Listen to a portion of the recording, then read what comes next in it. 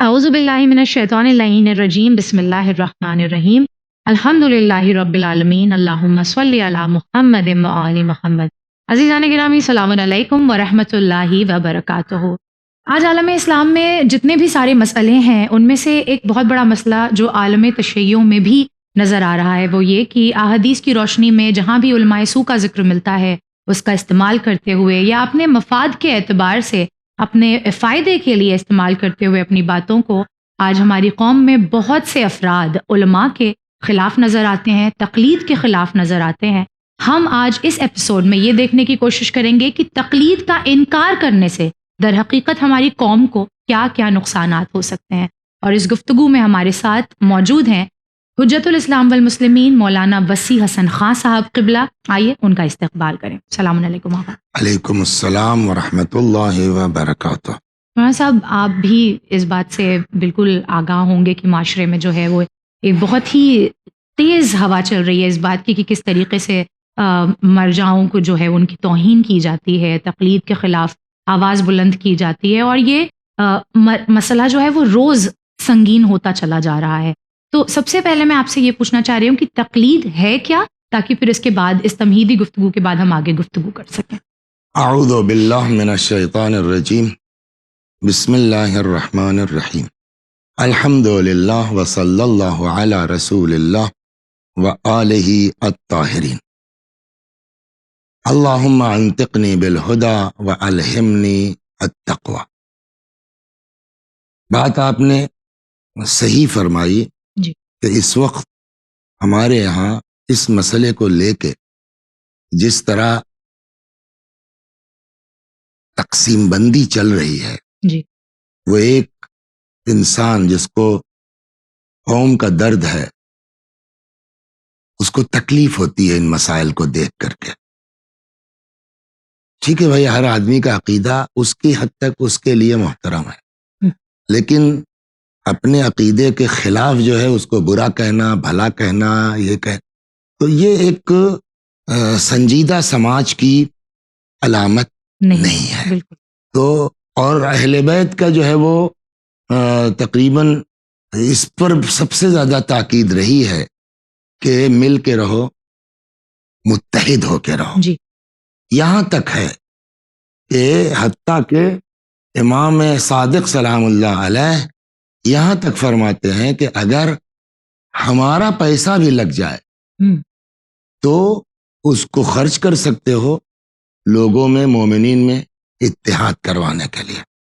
چنانچہ اس میں آپ کو ایک پہلے روایت سنا دوں، جی پھر آتا ہوں، اس لیے کہ یہ آج کا واقعی جو آپ نے فرمایا بیٹا بہت بڑا المیہ ہے۔ جی کہ دعا ہے خدا سے کہ خدا اس مسئلے کے اوپر ہم لوگوں کو توفیق دے، مل جل کے رہنے کی، اتحاد کی۔ جی دو لوگ آپس میں کچھ پیسے کو لے کے لڑ رہے تھے، شاید سسر داماد تھے، بہرحال کچھ رشتہ ہی تھا آپس میں۔ اتنے میں ایک صحابی امام صادق علیہ السلام کے نام ذہن میں اس وقت نہیں ہے، جی کیا بات ہے بھائی؟ تو انہوں نے کہا صاحب 4000 میرا ان کے اوپر بقایا نہیں دے رہے ہیں۔ آپ کا کیا مسئلہ ہے بھائی؟ کہ یہ جھوٹ بول رہے ہیں، ان کا ایک پیسہ میرے اوپر نہیں ہے۔ انہوں نے کہا ٹھیک ہے آپ لوگ آئیے میرے ساتھ، لے کے آئے۔ کہا آپ بتائیے، آپ کو 4000 مل جائے تو ان سے کوئی شکایت نہیں ہے؟ نہیں۔ کہا آپ کا پیسہ اگر مل جائے آپ کو نہ دینا پڑے تو میرے اوپر ہے؟ ٹھیک۔ وہ گئے 4000 لائے، کہ یہ لیجیے آپ کا پیسہ مل گیا نا، آپ کو تو نہیں دینا پڑا نا، اب دونوں لوگ مل لیجیے۔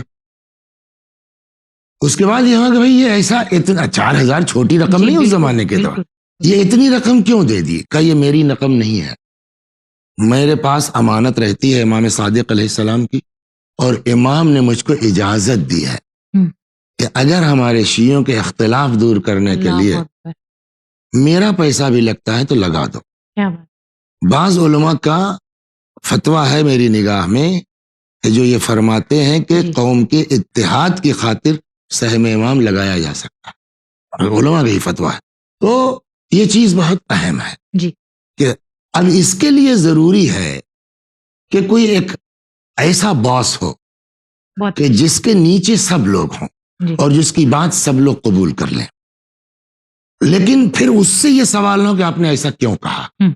یہی میننگ ہے تقلید کی۔ جی تقلید کا جو لغوی معنی ہے وہ یہ قبول و قول الغیر، جی کسی کی بات کو مان لینا بغیر دلیل مانگے ہوئے. اچھا اچھا ایک جگہ وہ ہے کہ آپ کے میں نے کوئی بات آپ سے کہی اور اس کی دلیل دی، آپ نے مان لیا، یہ تقلید نہیں ہے. اچھا کیا ہم نے تو آپ کو سمجھایا، آپ نے اس کو. جی ایک یہ کہ ہم کہہ رہے ہیں کہ صاحب نماز جو ہے وہ اگر تیسری اور چوتھی میں شک ہو جائے تو چوتھی مان کے تمام کر دو، ایک رکعت نماز احتیاط پڑھ لو. ہم کو حق نہیں ہے کہ ہم کیوں پوچھیں. یہ کہاں سے کہہ رہے ہیں آپ؟ نو. جی اس طرح کے عمل کو تقلید کہا جائے. تو اب اگر ہم بچوں سے کوئی پوچھے کہ واٹس میننگ آف تقلید، تو تقلید کا ترجمہ سیدھے سیدھے مطلب یہ ہے کہ کسی کی بات کو بغیر دلیل مانگے ہوئے مان لینا، یہ تقلید کہلاتا ہے. تو آغا لیکن ایسی تقلید کے جس میں نہ کوئی اف ہو، نہ کوئی بٹ ہو، نہ کوئی کیوں چوں چرا نہ ہو، یہ تو صرف معصومین کی جا سکتی ہے، غیر معصوم کی ایسی کیسے کی جا سکتی ہے؟ احسنتم. آپ نے یہ جو فرمایا کہ صرف معصومین کی جا سکتی ہے، جی کہاں سے کہہ رہے ہیں آپ کے پاس کیا دلیل ہے؟ ایک بہت بڑا المیہ یہ بھی ہے جی جی کہ آدمی جو ہے اپنی بات کہتا ہے صاحب یہ نہیں ہو سکتا، میں تو نہیں ہو سکتا، تو کہاں کس امام نے کہا ہے؟ جی نہیں مطلب جو ہمارے ایک منٹ، آپ نے جو فرمایا کہ یہ تو گویا معصوم، یہ کہاں ہے؟ اگر معصوم ہی کہہ دیں کہ صاحب فلاں کی بات جو ہے وہی ہمارے نمائندے آپ بغیر بٹ کے مان لیے تو پھر یقیناً ماننا ہے، تو ابھی آئے گی بات. اچھا اچھا اچھا یقیناً. تو یہی میرا سوال اگلا آپ سے، تقلید کیوں ضروری ہے اور کیا اس کا حکم قرآن و احادیث میں ملتا ہے؟ احسنتم. دیکھیے تقلید کے معنی تو آپ کو معلوم ہوگا. جی اب اس کی ضرورت کیا ہے؟ کسی بھی کام کے لیے ہر فن میں ماہر کی ضرورت ہے. بالکل ٹھیک. جی مجھ کو بخار آ گیا، مجھ کو پتا ہے کہ صاحب بخار میں پیراسیٹامال کام کرتی لے لی جاتی ہے. جی لے لی جاتی ہے، اور یہ صحیح واقعہ ہے.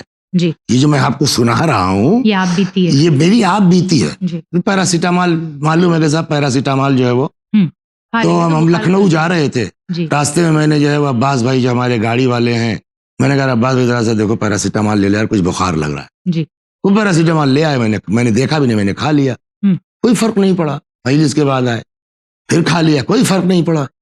تو پھر ڈاکٹر کے یہاں گئے، جی صاحب یہی دیکھیے ہم کو بخار، کل نے دیکھے 500 میں کیا ہوگا مولانا. اچھا اب اس زمانے میں 500 نہیں، اور یہ وبا چلی ہوئی ہے اس وقت. جی عام طور پر ڈاکٹر ڈولو بتاتے ہیں 650، لیکن اس وقت تو 650 بھی کام نہیں کر رہی ہے. اس کی آدھی لیجئے اور 650 وہ لیجئے، 800 کے اوپر کھائیے. تو یہ کون بتائے گا؟ کون بتائے گا؟ جی تو اس کے لیے ایک ماہر کا ہونا ضروری ہے. سمجھ گئے آپ کو مکان بنانا ہے، یہ بھی آپ بیتی ہے. جی امام باڑہ بنا رہے تھے اپنے گاؤں میں، جی اپنے حساب سے یہ کر دیا صاحب. خیریت ہی کہ مکمل نہیں ہوا تھا، اور بیچ میں جو ہے وہ اتنا گولا چھوڑ دیا کہ صاحب اوپر اس کا گنبد بنائیں گے، یہ کریں گے وہ کریں گے. پھر والد کے ہمارے طبیعت خراب ہوئی، کیا ہوا، پھر انتقال ہوا، اور رہ گیا معاملہ 4-5 سال تک. جی اب صاحب یہ دوبارہ کام شروع کیا جائے، تو اب کی یہ ہوا کہ صاحب انجینئر لے آئے. انہوں نے کہا یہ کیا ہے؟ میں نے یہ کرنے کے، یہ ابھی دیکھیے کریک ہو چکی ہے، اس پر آپ گنبد ٹکائیے گا. نتیجہ یہ ہوا کہ جو بھی لگا تھا وہ سب ضائع ہوا. اس مثال کو ذہن میں رکھیے گا، اور یہ بھی بالکل فیکٹ ہے، سچی، میرے اپنے سامنے کی ہے. پھر ہم نے استخارہ دیکھا، کیا کریں، انجینئر کی بات مانے، آدمی کی سمجھ میں نہیں آتا نا. تو خیر استخارہ یہ ہے کہ بھیا پورا گرا دو. پھر پورا گرا دیا گیا. وہ لکھنؤ سے آتے تھے انجینئر صاحب، اور وہ آ کے پہلے نگرانی کرتے تھے، کالم اتنا ہونا چاہیے، کیوں بھائی ہم نہیں کر سکتے. یعنی جو بھی کام ہو اس کے لیے ماہر کی ضرورت ہے. ٹھیک. تو مکان بنانا ہے تو انجینئر چاہیے، جی طبیعت کا خیال ہے تو ڈاکٹر ہے، تو ڈاکٹر کے ہاں جانا چاہیے آپ کو، ہے نا.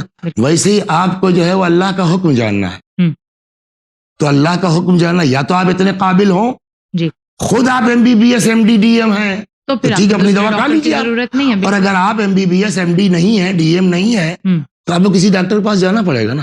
تو یہاں بھی ہے کہ اگر آپ جو ہے یا تو خود اتنے قابل ہوں کہ قرآن و حدیث سے مطلب نکال لیں، تو اس کے لیے تقلید نہیں ہے، جی بلکہ اس کے لیے تقلید حرام ہے. اچھا. اور اگر آپ یہ نہیں کر سکتے تو بھیا دین ہے. جب آپ ایک مکان اپنی عقل سے نہیں بنا سکتے بغیر جو ہے وہ ماہر کے، بالکل تو اللہ کا حکم آپ اپنی عقل سے کیسے طے کر لیں گے؟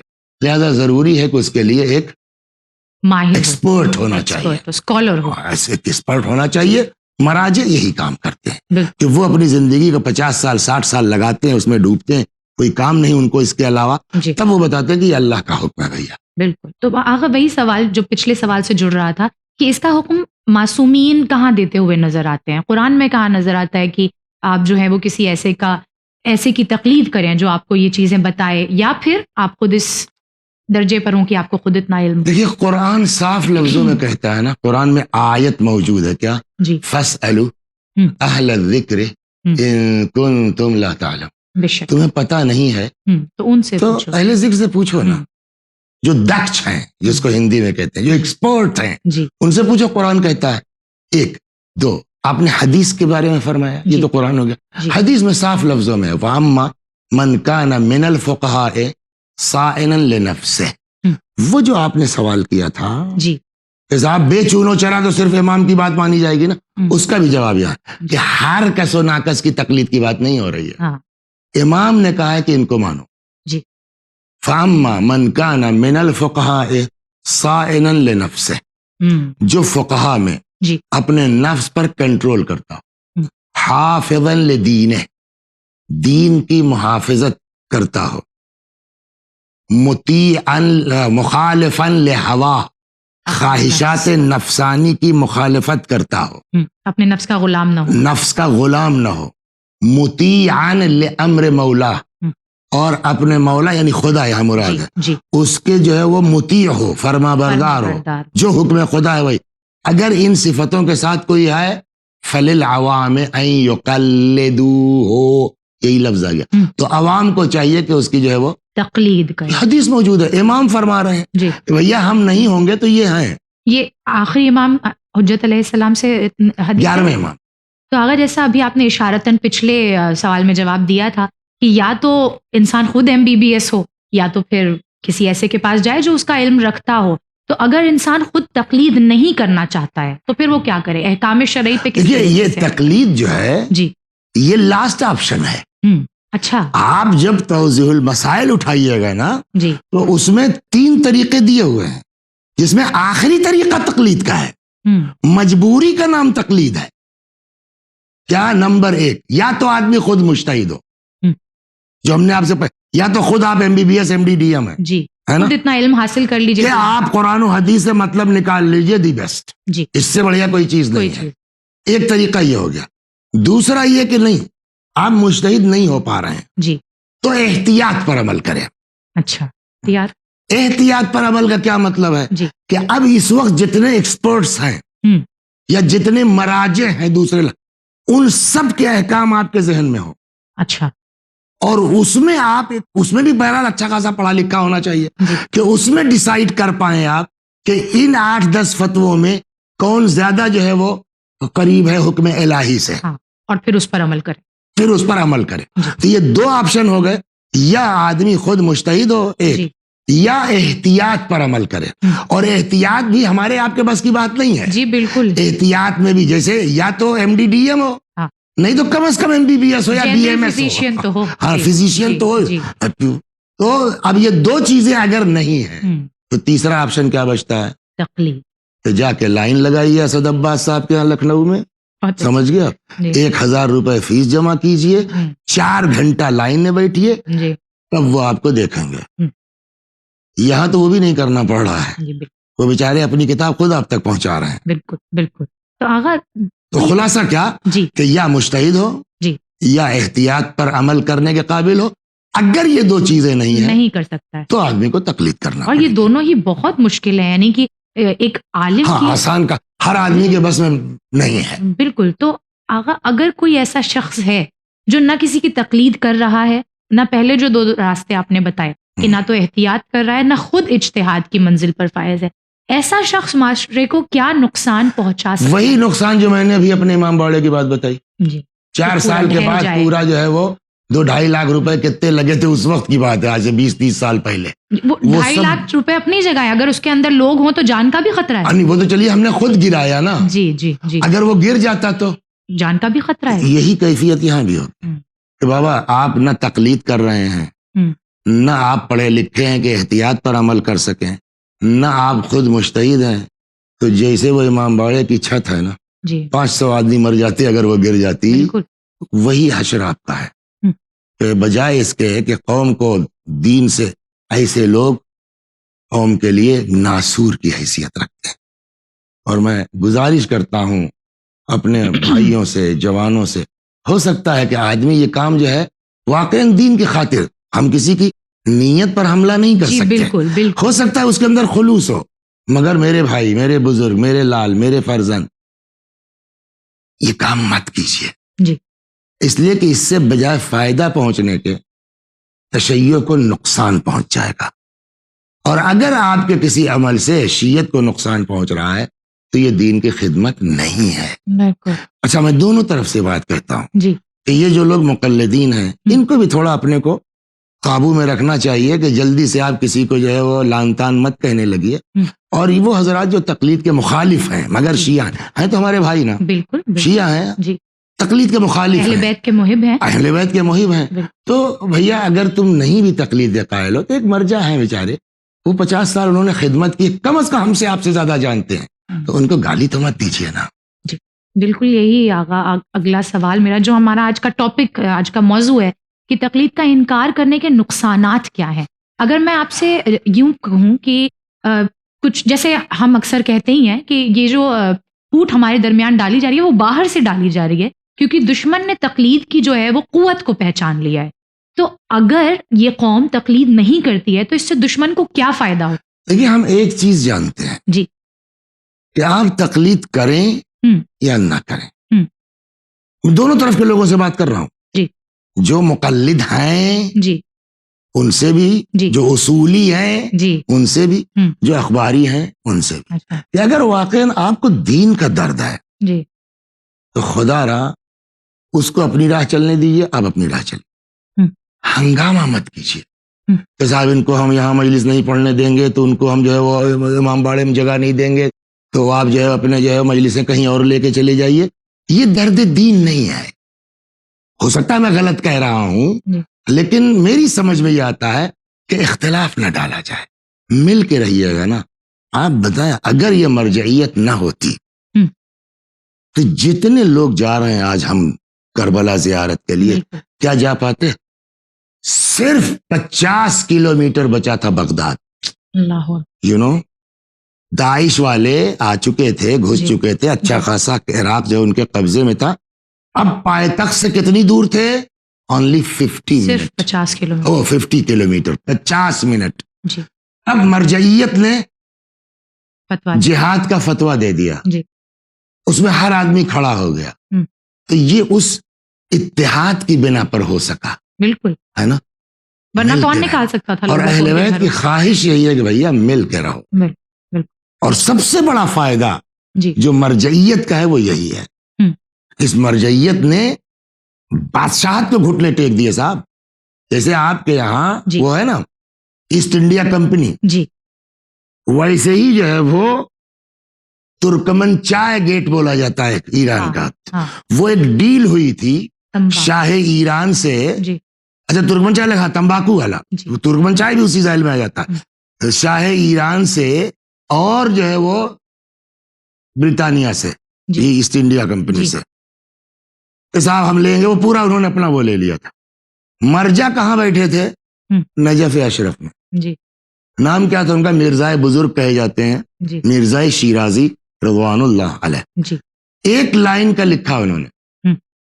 الیوم استعمال تمباکو و توتون. ہم. توتون کی بھی وہی سرتی کے معنی میں ہے. جی. تمباکو و توتون بأی نحو کان. ہم. یہ اتنی سی لائن میں سب کہہ دیا. بأی نحو، چاہے جس شکل میں یوز ہو، ہم. چاہے پان میں ڈال کے کھائیے، چاہے جو ہے گٹکے کے طور پہ کھائیے، چاہے آپ سگریٹ. حقے میں لگا کے پیجیے، چاہے سگریٹ پیجیے، بأی نحو کان حرام است. یہ خالی نہیں کہ حرام ہے، جی اس کے بعد جو جملہ ہے، ہاں. جملہ وہ غضب کا ہے، وہ محاربہ با امام زمان است.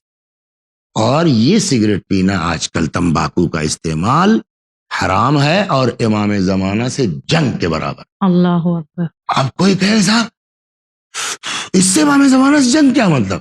کہ تم اس کو کر کے دھیرے دھیرے جو حال ہندوستان کا ہوا تھا نا جی وہ حال ہو جاتا جہاں 90% سے اوپر شیعہ لوگ ہیں. جی مملکت امام زمان کہے جائے گا نا. آپ نے سگریٹ پی کر کے اپنا ملک ان کے حوالے کر دیا تو یہ امام سے جنگ کے برابر نہیں ہوگی. لیکن مرجع کا فتویٰ آنے کے بعد سب نے توڑ دیا, ہنگامہ شروع ہوا. صاحب آپ کو بہتر کا کچھ نہیں, ہم کو پینا ہی نہیں تو بہتر اور کمتر کی ضرورت ہی نہیں. نتیجہ یہ ہے کہ جو ڈیل تھی نا جی اس میں شاہ ایران کو اس زمانے کے جرمانہ دے کر کے اس ڈیل کو ختم کرنا پڑا ہے. اللہ اکبر. اور ہندوستان ہونے سے بچ گیا ہے آپ کا ایران. یہ کس کی طاقت تھی؟ مرجعیت کی. تو ہم کو اگر دین کا درد ہے نا تو میرے بھائیو مضبوط کیجئے مرجعیت کو بجائے اس کی مخالفت کرنے کے. بالکل آقا, بہت شکریہ. اللہ ہمیں توفیق دے کہ ہم سمجھ سکیں اس کی امپورٹنس کو, اس کی اہمیت کو, اور بجائے اس کے کہ دوسروں کے جو ہے وہ ہم کٹ پتلیاں بن جائیں اور خود اپنے ہی ہاتھ سے اپنا نقصان کریں, ہم سمجھیں اس کی اہمیت کو اور اپنی قوم کو جہاں تک ہو سکے, ایسے بھی ہم بہت کچھ زیادہ اپنی قوم کے لیے کر نہیں سکتے تو کم از کم متحد رکھنے کی کوشش کریں. آغا آپ کا بہت بہت شکریہ, بہت بہت شکریہ آپ کا. ناظرین اکرام, یہ ہمارا پروگرام تھا انکار تقلید کے نقصانات کے اعتبار سے. میرا مقصد اس پروگرام کو لانے کا یہ تھا کہ ابھی تک جب سے یہ ہوا مرجعیت کے خلاف چل رہی ہے, اکثر و بیشتر آپ نے مرجعیت کے فوائد سنے ہوں گے, لیکن اس کو نہ ماننے کے نقصانات یعنی ایک الگ پہلو سے اس کو آپ کے سامنے لانے کی کوشش کی. اور اللہ توفیق دے کہ جس مقصد سے ہم اس پروگرام کو لائے ہیں یہ پروگرام ان لوگوں تک پہنچے جو اس اہمیت کو نہیں سمجھتے ہیں, اور کسی طریقے سے اللہ یقیناً دلوں کو بدلنے والا ہے اور ہم سبھی کے دلوں میں وہ بہتر تبدیلیاں لائے اور انشاءاللہ ہم اپنی قوم کے کام آ سکیں. دوبارہ حاضر خدمت ہوں گے اور کوئی اچھا موضوع لے کر. بنے رہیے چینل ون کے ساتھ. فی امان اللہ.